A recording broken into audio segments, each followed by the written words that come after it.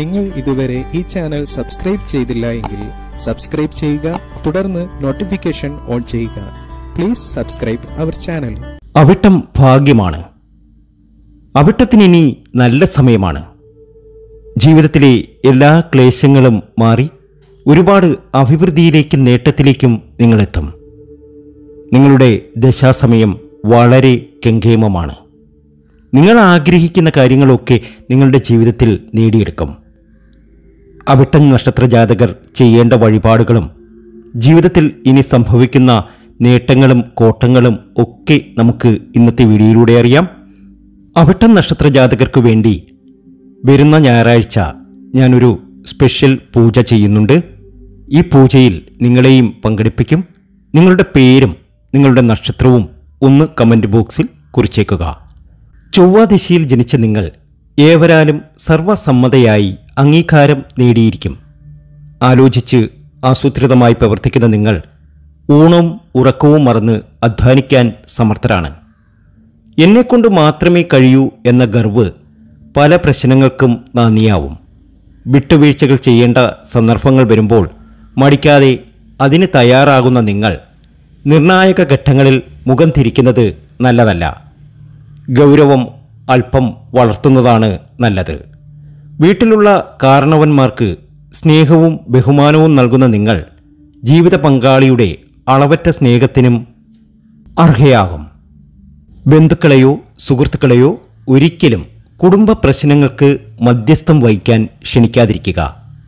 കുടുംബത്തിലെ ശുഭകാര്യങ്ങൾ നേതൃത്വം വഹിച്ച് നല്ല രീതിയിൽ നടത്തുന്ന നിങ്ങൾ മുൻകോപം കുറച്ചാൽ നിങ്ങളുടെ മതിപ്പും മര്യാദയും വർദ്ധിക്കും. നിങ്ങളുടെ കുട്ടികളെ മറ്റുള്ള കുട്ടികൾക്ക് മാതൃകയാവും വിധം വളർത്തും. മറ്റുള്ളവരെ സഹായിക്കാനുള്ള മഹാമനസ്കതയ്ക്ക് ഉടമകളായ നിങ്ങൾ നിങ്ങളെ മാനിക്കാത്തവരെ അവഗണിക്കാനും ഒട്ടും മടി കാണിക്കില്ല. എന്നാൽ നിങ്ങളുടെ ലോല മനസ്സിനെ മനസ്സിലാക്കി കബളിപ്പിക്കാൻ ശ്രമിക്കുന്നവരും ഉണ്ടാകുമെന്നത് മനസ്സിലാക്കുക. മറവി കാരണം ചില പ്രശ്നങ്ങൾ ഉണ്ടായേക്കാം. പ്രധാനപ്പെട്ട കാര്യങ്ങൾ അപ്പപ്പോൾ കുറിച്ചു വയ്ക്കുക. അവിട്ട നക്ഷത്രത്തിൽ ജനിച്ച അമ്മമാരായ നിങ്ങൾ മറ്റുള്ളവർക്ക് ഉപദേശം നൽകാൻ തക്ക ബുദ്ധിശക്തി ഉള്ളവരെങ്കിലും ചില സമയം ധൃതിപ്പെട്ട് എടുക്കുന്ന ചില തീരുമാനങ്ങൾ നിങ്ങൾക്ക് തന്നെ തിരിച്ചടിയായേക്കാം. പ്രധാനപ്പെട്ട തീരുമാനങ്ങൾ എടുക്കും മുമ്പ് ഭർത്താവിൻ്റെ കൂടി അഭിപ്രായം അറിയുക. അമ്മ വഴിയുള്ള ബന്ധുക്കളുമായി വിട്ടുവീഴ്ചകളോടെ നല്ല സൗഹൃദം പുലർത്തുന്നതിനാൽ കുടുംബസ്വത്ത് കയ്യിലെത്തിച്ചേരാനുള്ള കാലതാമസം ഒഴിവാകും. പുതിയ സംരംഭങ്ങൾ തുടങ്ങുന്നതിന് മുമ്പായി കുലദൈവ വഴിപാടുകളും പ്രാർത്ഥനയും നടത്തുക.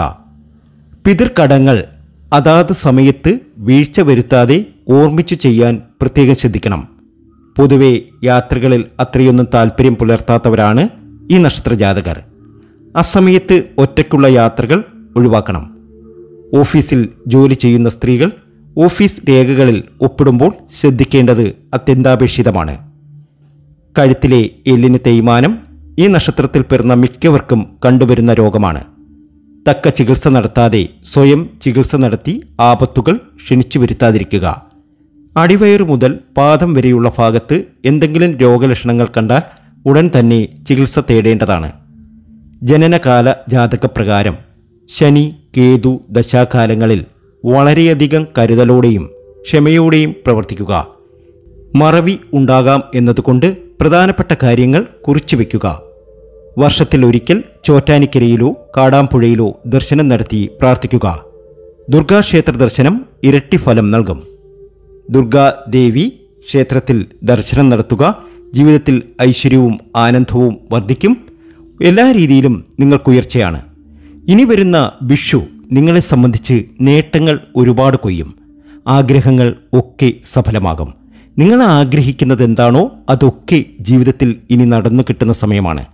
പരിഹസിച്ചവരും കുറ്റപ്പെടുത്തിയവരും ഒക്കെ പിന്മാറി നിൽക്കും. ഇനി നിങ്ങളുടെ സമയമാണ്, നിങ്ങളുടെ ഉയർച്ചയുടെ സമയമാണ്.